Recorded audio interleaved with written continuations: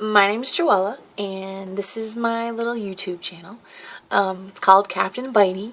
The reason for that is that my husband and I, when we first started dating, kind of talked about some passions that we have in our lives. So my husband is the captain version. Reason behind that is because of one of his favorite comic book characters from the Marvel Universe. I feel like I can't really explain because I don't want to, violate any copyright laws or anything like that. But I think that's pretty self-explanatory. And then the bitey part is because I have a cat. We have a cat named Bitey who doesn't bite at all, actually. But that's my half of the bitey, the Captain Bitey. I am a 35-year-old woman and I live in Buffalo, New York. And I am sharing today a letter to my younger self, something that I know a lot of different people have done on YouTube. I just, I found it. I wrote it a couple years ago. I completely forgot about it. So it was actually something I did. I don't even remember why I did it actually, but so just wanted to share that today. It's called Dear Sweetness. My last name is Sweet, so of course that's one of my multiple nicknames that I have. So I'm just gonna go ahead and read this. Hope you enjoy. Hey there, sweetness. This document was created with all the love and wisdom I could muster, all in an effort to impart some 33.5-year-old knowledge upon you. The purpose, you ask? I find that I'm asking the same thing, but to try to make things easier, to validate the tough times you'll most certainly face, to put a band-aid and some ointment on your wounded heart, for surely it has been wounded, and it will be wounded again, to show you that love, passion, kindness, integrity, respect for self and others, determination, and growth are the keys to life? How many people get it? And I mean really get it, what life is all about. I say get it. 5% of the world's population? But you will, eventually. And here's a list of things to keep in mind along the way. It's a little long, but you already know that I'm a talker. So here we go. Get educated. Some say ignorance is bliss. I say that's garbage. Ignorance is dangerous. Really dangerous. So get educated all the time and never stop learning, ever. Education is the foundation for everything. Make your own path. It might be the one that others have taken before you, and that's okay. Or you might blaze a new one, and that's okay too. But do it differently enough to make it memorable, impactful in the best way possible, and to bring you closer to understanding and loving yourself. It's so important. The only person that you need to define who you are is you. No one individual friend, partner, lover, family member could do that. When you stand alone, you can truly define who you are. Don't let anyone get in the way of that or try to take it away from you. Ever. And don't let anyone take you for granted or take advantage of you. Sometimes being strong means that we keep our mouths closed and walk away when we really want to speak up and lash out. It's hard. Going against instincts demonstrates strength, control, and wisdom. There is a huge difference between reacting and responding. Learn this and live it. It is okay to say no. It's okay. Simple as that. The person or the people you're saying it to will either accept it and move on, drop it, whatever, or move on to someone else who will say yes. And that's okay. They'll be okay. That's a hard one. Play to your strengths every day. Those strengths have the power to change your weaknesses into new strengths, perpetuating growth along the way. Keep a support network. Don't ever burn a bridge that you may need to rebuild and recross. Love and lust are not the same. People tend to approach this differently, but here's my take. Sex can be fun, beautiful, and completely impossible to describe when it's with someone that you're really in love with. But sex can also become destructive, and it can adversely affect our emotional health when one person cares more deeply than the other. A Benny, right, or a friend with benefits, that's a person that if you never heard from them again, you wouldn't mind at all. And you wouldn't talk about it either. That's a very personal choice. And it has a much deeper impact than you probably realize. When you choose to share yourself with another person in any type of way, in a relationship, a friend, dating, no strings attached, you're putting yourself at risk for wounds that take a really long time to heal. Watch carefully for red flags. I got caught up more than a couple of times when I thought I was in control, but I was wrong on more than a few occasions. Protect your heart. Relationships take work, and the expectation must be that each person gives 100%. If either person is giving less than that, they're not invested. Oh, and it's also okay to lay out expectations in advance to be sure they're defined prior to going into the relationship. Trust me on that one. I mean, that's huge, and not a lot of people do that because they think it's too much or it's intimidating. I don't care. It saves you so much time and chocolate and tears. I read somewhere once that true love is when your heart and your mind are saying the same thing. I have found that that's not only accurate when it comes to love, but also when you're making big decisions. But you also need to trust your gut. It will never lie to you. Respect yourself. The only thing you really have in this life is your name. All other things are material. So whatever you do, don't smear your name. There are so many choices that you'll get to make and that you'll have to make in life that affect this. Decide what reaction you want to happen when people say your name. Do they smile? Do they laugh? Do they roll their eyes and pretend to puke? Will a prospective employer do some research? They will Google you. And they ask people about your character. Would they use that information when they decide whether or not to hire you? Yes, they will. Just keep that in mind. Though you may say you don't care what people think about you, it can matter. It can mean the difference between moving forward versus having to start all over again. Don't be afraid to try new things. You can grow in ways that you never, ever thought were possible. However, when you do, educate yourself and protect yourself. Make that new experience be worth it, but safe and healthy at the same time. No one has the right to abuse you. Nobody. Emotionally, physically, sexually, or mentally. Nobody. Speak up. You have the right to stop it. And if something ever does happen, you'd be surprised who will step up and help you. And a lot of times I think we know who are the best ones in our lives that we would go to in a crisis. But, some people get a little scared when those things happen. So you'd be surprised. It'll be somebody you didn't expect. But nobody has the right to abuse you. Nobody. And I don't care if they say they're sorry. It's not acceptable. So don't accept it. I could talk about that a long time. Crisis is the equivalent to danger and opportunity.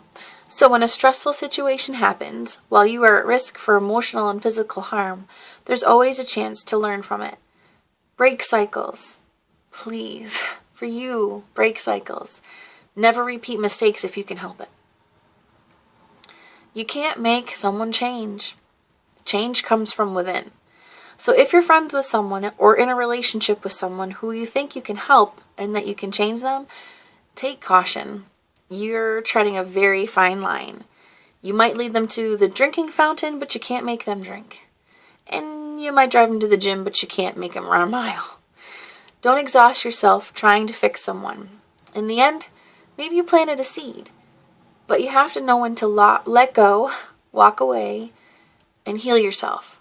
And forgiveness does not mean that you forget. The key is to forgive a situation for yourself. You may never get the resolution you feel you deserve after a hurtful situation happens, so you must learn how to forgive the situation for you, to let go, walk away, and heal yourself. And that's totally true. I know that in a situation I really was hoping or searching for an apology from someone that I never got.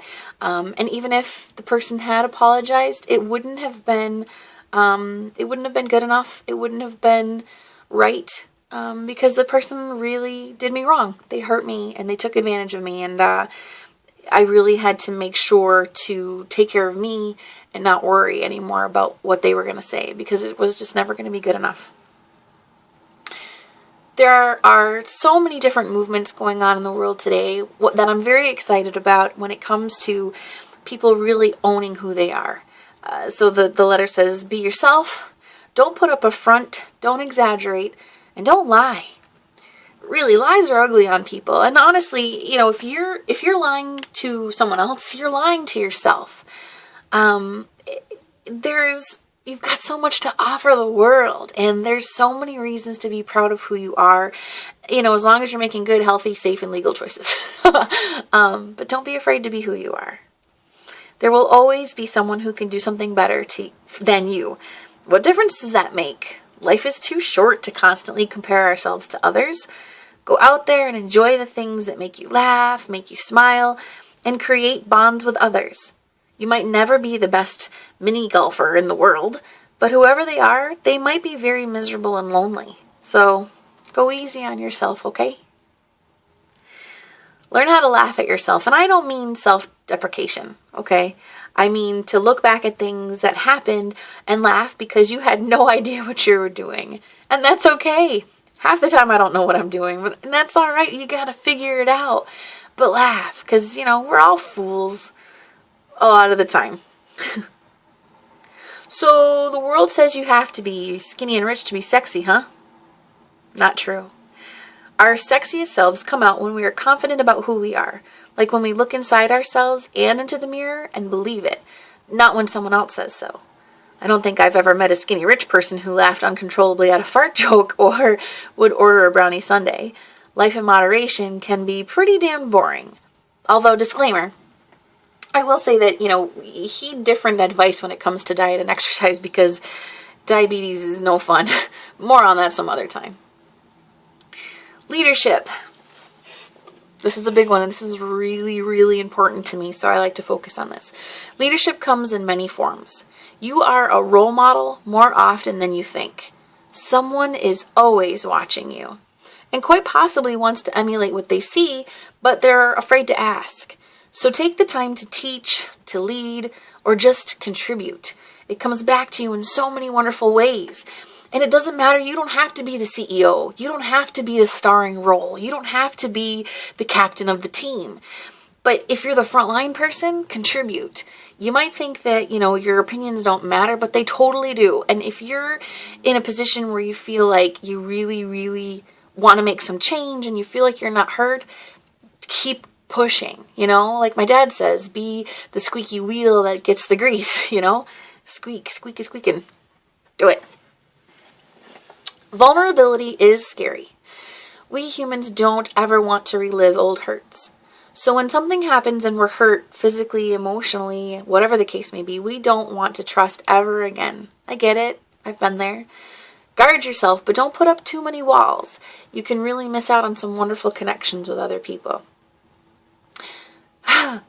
Be cautious when you tell people things you don't want repeated, because at some point, it may be. If you know that you'll be properly represented, then fine.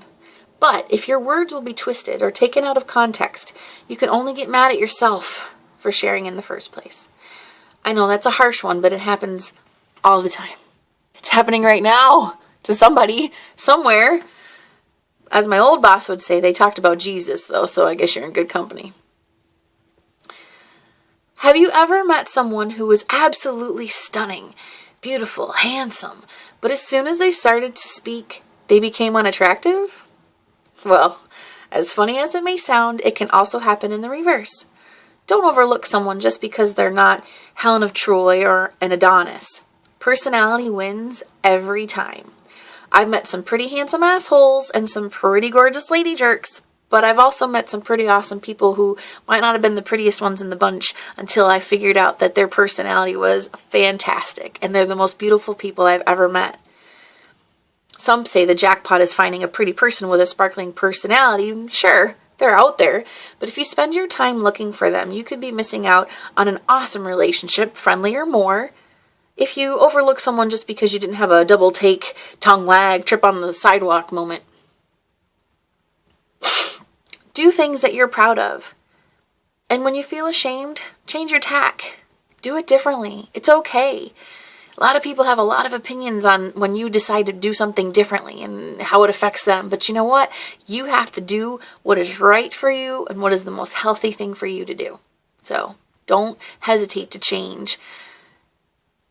Well, make it a good change. I mean, make an informed choice, you know. When you have jobs, represent those companies in the best way possible. Take pride in your work and fulfill your duties all the time. Promotions aren't just for brown nosers. And also just something I've heard from a lot of different people, and I'm pretty sure my parents were a big part of this too. You know, when you're working, be good and kind and courteous to, you know, the grunt workers, the people that tend to get overlooked. You know, your cleaning crew, janitorial staff, environmental staff, housekeeping, whatever their title might be. And then your frontline reception, administrative assistants, security guards. Be nice to them. You might get into a real sticky situation and you're going to need them. They don't have to do diddly squat for you. So be kind. Don't settle. Don't waste your time on people who make you feel like shit. Don't waste time on people who make you feel like shit. I'm going to have to make that my new mantra. Sometimes you have to fake it till you make it. Meaning that when you don't want to do something, you put on your best dance recital smile and you just do it. After a while, you can become very good at things that you once hated. Retrain your brain. A couple different things here. When you encounter someone acting like an asshole, there's always a reason for their behavior. You may never know or understand it, but it's their issue. Acting like an asshole right back just because they did is a complete waste of time, and it won't get you anywhere positive.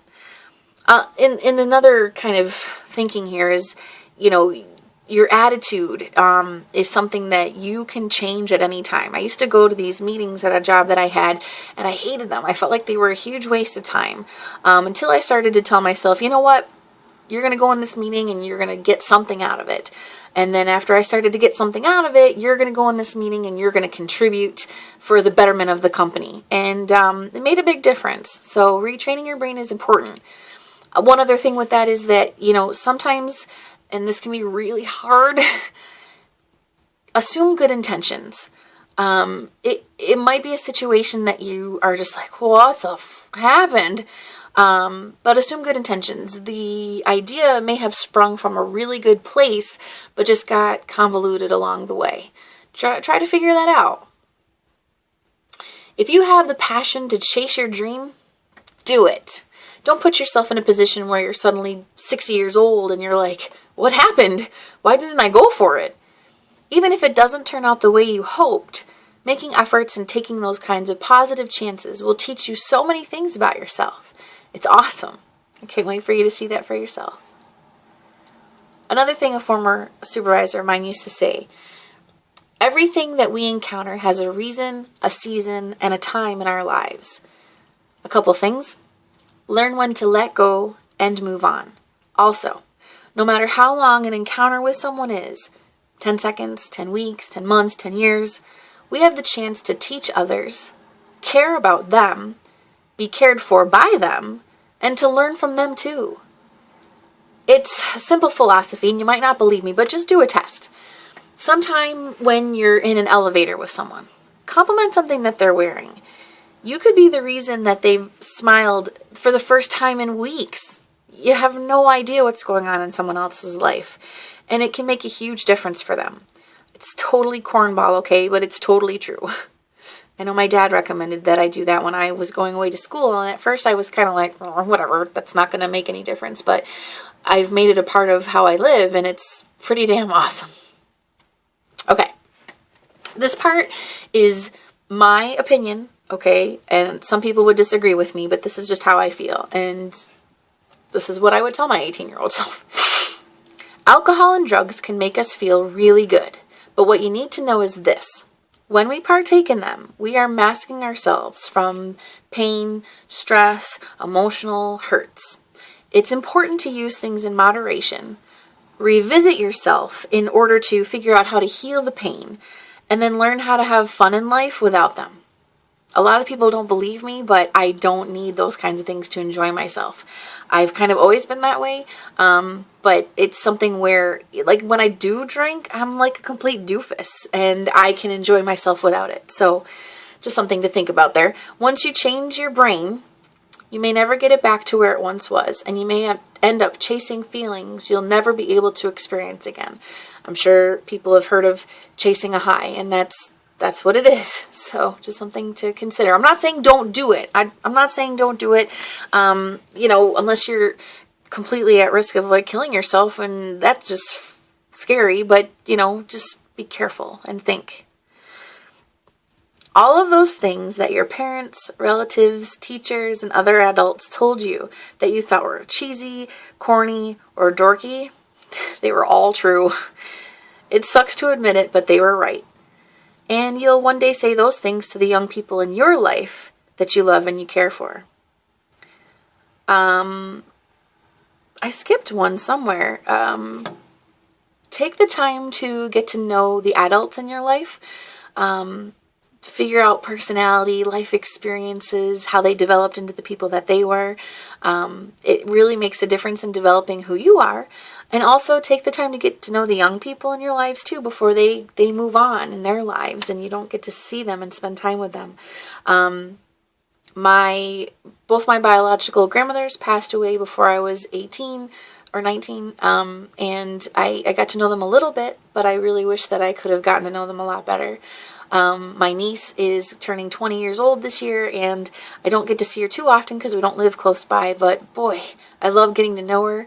I've worked with a lot of youth over the past, 13 years of working, and I learn from them all the time. I learn how to navigate situations and how to laugh when you really just don't think you have it in you to laugh. Resilience, coping skills, humor, and sass. Good kind of sass. So take the time to get to know the people in your lives. You will grow closer to your parents. You probably read that in disbelief, but you will. Hold on to this letter and look at it when you're about 25 or 26, and you'll see. Now, for those of you who are watching that unfortunately don't have your parents in your life for whatever reason, some people have lost their parents for a variety of reasons, and I'm sorry that this doesn't necessarily apply to you as far as your parents are concerned, but a parent figure, if it was a family member that helped raise you, a good close friend that took really good care of you and that you looked to as a parental kind of figure, get to know them, hold on to that connection. I'm sure there were times where I didn't want anything to do with my parents, especially when I was trying to figure stuff out as a youth. But now I'm so glad that I've gotten to know them and I've gotten closer to them because they're pretty awesome people. And they've both been through the ringer in their own ways and have been able to stay strong and be friggin' awesome people. So it's cool to get closer to them as I get older. And so, my darling, that is my list. It's a lot, and trust me when I tell you that these are things I need to remind myself to do on a very regular basis. Life is a blessing and a challenge, and if you can learn how to embrace the chaos, laugh a lot, learn, and keep it moving, you're going to be just fine. But once in a while, be sure to count your blessings too. It'll help you to stay grounded. Things could always be worse. Sometimes when I'm feeling really stressed out, I'll remind myself that I'm in a good position in life and that there are people who are much less fortunate than me. And when I say that, I mean, I'm no rich chick, but I'm a happily married person. We live pretty much paycheck to paycheck, but we have paychecks. We have jobs. We have a really awesome apartment, and we have good family and friends, and we're very fortunate. So I have to remind myself of that. When you do that, it can help to remind you that the source of your stress may not be as serious as you initially thought, and then you can strategize on how you're going to respond to that stress. Keep your head clear and open, and please never, never lose your youthful energy and spirit. It's going to come in handy. Wait and see. Most assuredly, I remain Joella M. Sweet.